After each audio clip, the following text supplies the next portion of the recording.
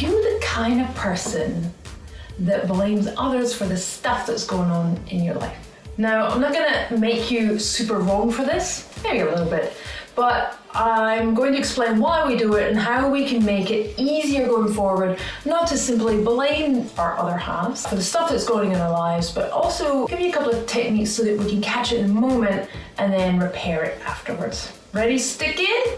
Get stuck in? You ready to get stuck in?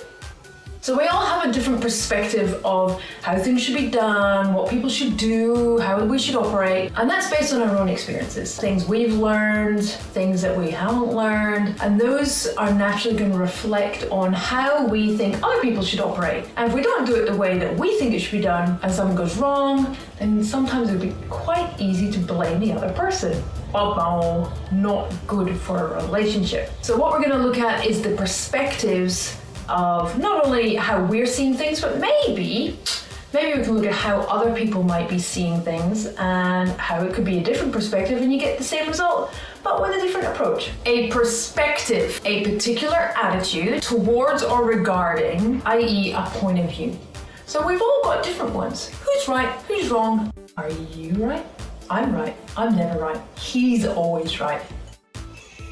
So I observed an exchange the other day with a couple kind of socializing. It was a bit of an awkward one, so I thought I'd use it as a real life example to share what not to do. So he was in a hurry to go and do something. He was helping a friend and was frustrated that he couldn't find his drill in a hurry that morning. And he kind of blamed his wife for not being able to find his drill and then gave her a bit of a tongue lashing.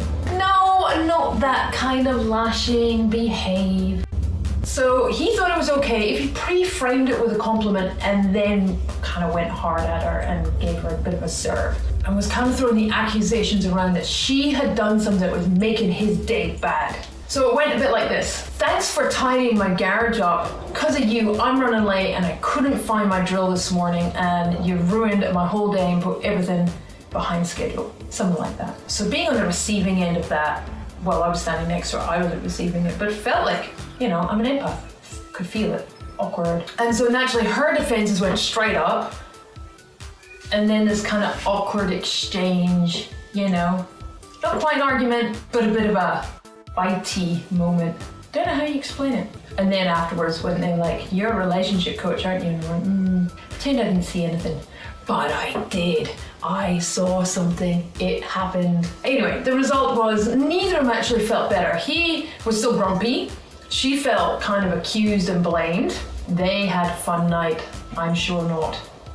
Personally, if he spoke to me like that, I'd tell him where to stick his drill. Yep, I probably would. And then of course I would do my relationshipy coachy stuff and fix it. But in my head I'd be like, you can stick that drill somewhere where suns don't shine. Jokes, just joking. Or am I? Maybe. So what's the reality? He was frustrated because it didn't go to plan. He was also annoyed at himself. Like I was able to see that within him. He was upset that he knew he should have tidied up his own drills, should have kept his own work shed tidy. And then also still felt bad that he was taken out on her, because that's what we do in relationships. Very unhealthy really, isn't it? But we do it, we're human. And for her, without asking her what had happened, I knew she felt bad. She had moved a drill. Never a good move to move a man's drill. She hadn't told him where she'd moved it to, so she was feeling bad that, she, I guess in her perspective, had done something that really didn't help. And of course she felt bad that it affected his day, and that then ultimately, as us women do feel bad, that we've had a kind of disagreement, also known as an argument or a fallout. So yeah, she was feeling bad, he was feeling bad. Now this is where the power comes into it. How do you move forward from that? This is how you move forward. When you're feeling frustrated about anything, we've got to catch ourselves in the moment. What's the story we're telling ourselves? What's the movie script we're playing around what they did? And remove the they did this to annoy me. So what have I got to be annoyed about? She was trying to help, she put it away somewhere where actually it was still in plain sight and really it was a man look. Men can't see things if it's not exactly where it needs to be, or where they think it should be. Women don't do the tidying up for men.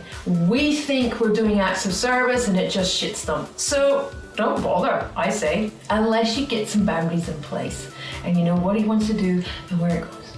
That kind of works for us, but I still get it wrong. Because in those movie scripts, there are so many different ways things can turn out. We're playing the different stories in our head and they never are the facts. Never, ever are the true reality. So we've got to catch ourselves in the moment. I'm feeling energy that is elevated, animated, upset, aggressive. Stop. Instead of fueling that and then acting on it, we need to take time out. We need to literally take a time out and stop. So what they do in the football games, sure they can work in life. Take a time out, step away and go, right, what am I feeling? Not in a mushy, what am I feeling, but I'm angry. Why am I angry?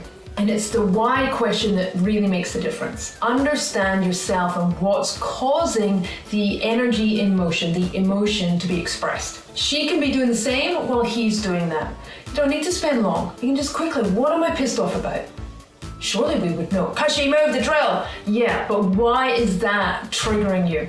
What is it about your life, the need for control or the need for organization? What is the need that you're trying to avoid of the frustration?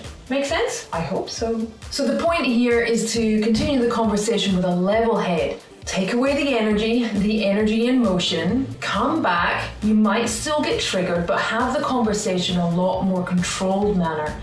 Both of you will come together calmer and you'll be able to see things from the other perspective, hopefully. So the key is to work out what's the end result here. Where am I starting? What's caused the emotion? And where do I want this not to happen again? Why do I want this not to happen again? How do I navigate this maze of confusion and emotion? There might not always be treasure at the end of this discussion. Just kind of setting some expectations here, okay?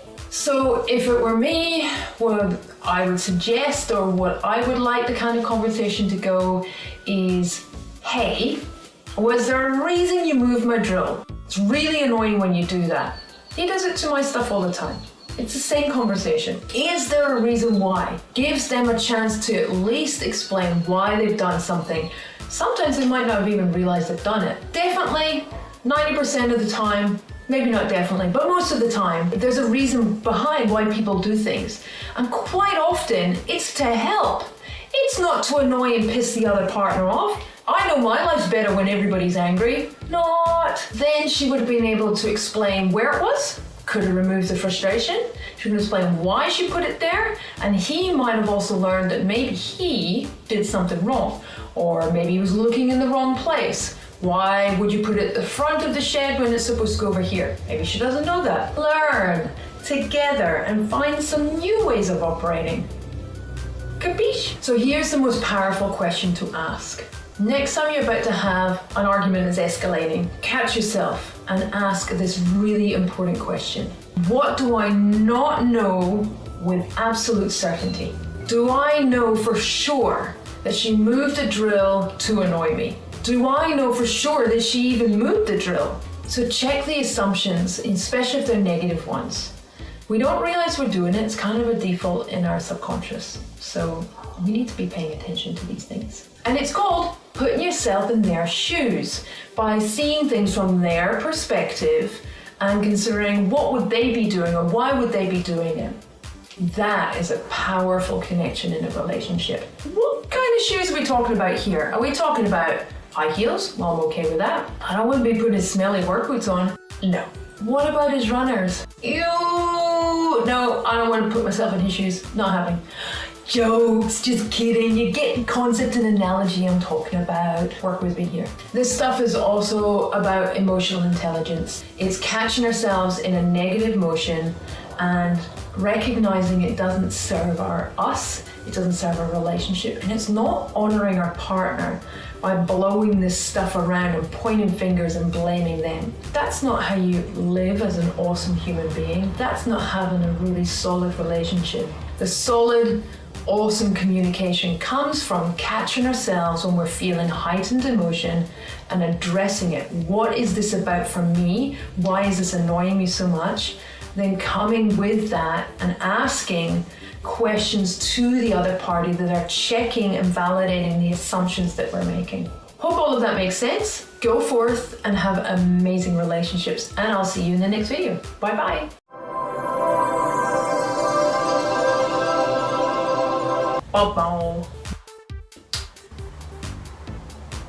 Something. So I'm a little frustrated. What was kinda... I hate motorbikes. I don't hate the people, I hate the motorbikes, they're noisy. Transfer. And check which assumptions we're making. Are you assuming that she moved it?